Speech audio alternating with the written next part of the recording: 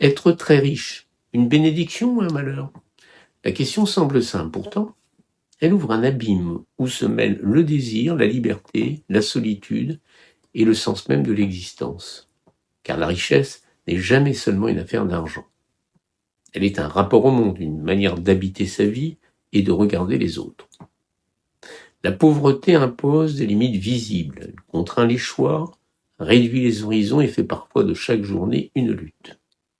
À première vue, la richesse apparaît donc comme une délivrance. Elle éloigne l'inquiétude du lendemain, protège contre bien des épreuves matérielles et offre une liberté dont rêvent ceux qui en sont privés. Ne plus compter, ne plus craindre, pouvoir choisir son chemin sans que l'argent ne ferme les portes, voilà une forme de puissance qui ressemble à une bénédiction.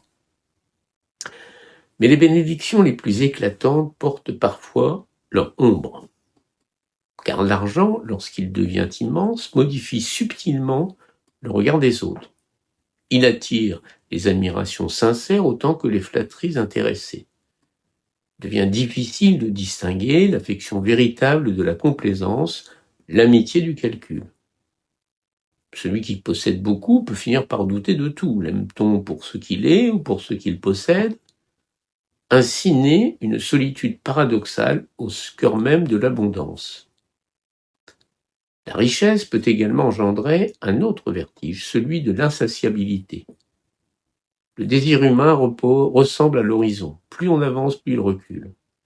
Celui qui possède une maison rêve d'un domaine, celui qui possède un domaine rêve d'un empire. L'argent promet souvent la satisfaction définitive, mais il nourrit parfois une faim nouvelle, comme l'eau de mer qui apaise à l'instant la soif tout en l'aggravant. Il peut enfermer un homme dans une quête sans terme. Pourtant, accuser la richesse serait une erreur. L'or n'est ni bon ni mauvais. Il ne possède aucune morale propre. Il agit comme un miroir grossissant. Il révèle les qualités autant qu'il amplifie les faiblesses.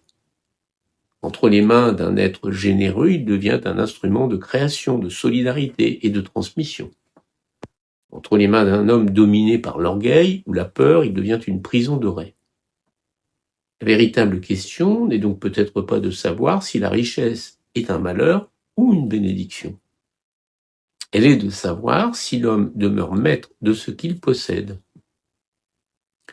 Beaucoup d'existences ont été détruites non par le manque d'argent, mais par l'attachement excessif à celui-ci. À l'inverse, certains êtres fortunés ont trouvé dans leur abondance l'occasion de servir, de construire et d'alléger la souffrance d'autrui. La sagesse consiste sans doute à comprendre que la richesse n'est qu'un moyen. Elle peut embellir une vie, mais elle ne peut lui donner son sens. Les choses essentielles demeurent hors de prix. L'amour, l'amitié, la paix intérieure, la confiance d'un enfant, la beauté d'un coucher de soleil ou le souvenir d'un être aimé. Être riche est donc à la fois une bénédiction et une épreuve. Une bénédiction parce qu'elle offre des possibilités immenses, une épreuve parce qu'elle exige une grande force intérieure pour ne pas se laisser posséder par ce que l'on possède.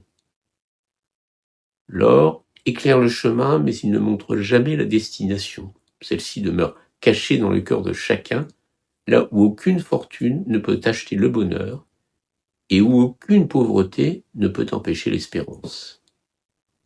Je vous remercie.